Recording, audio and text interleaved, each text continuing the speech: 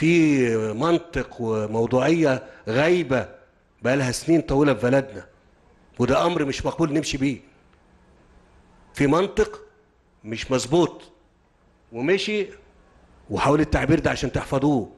الحق حق وإن لم يتبعه أحد، والباطل باطل وإن اتبعه الجميع. الحق حق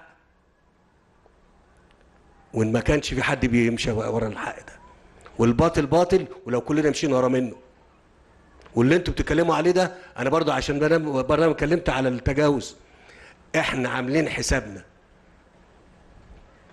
ان البحيره بتاعت كينج ماريوت ترجع كما كانت واحسن، وبقول كده لكل من متجاوز.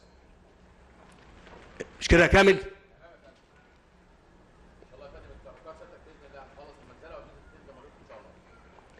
بقول تاني، كينج ماريوت هترجع تاني وهشيل كل المخلفات،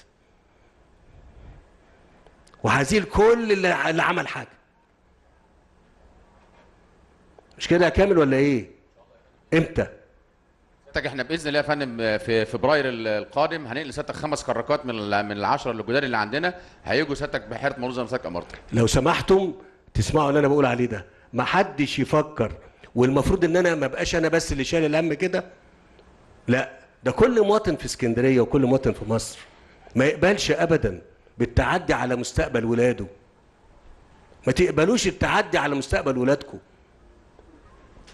كلنا مش مسؤولين بس، انما احنا اتعودنا العماره بتطلع، وهي بتطلع العماره في يوم وليله ولا ايه؟ والناس ساكته.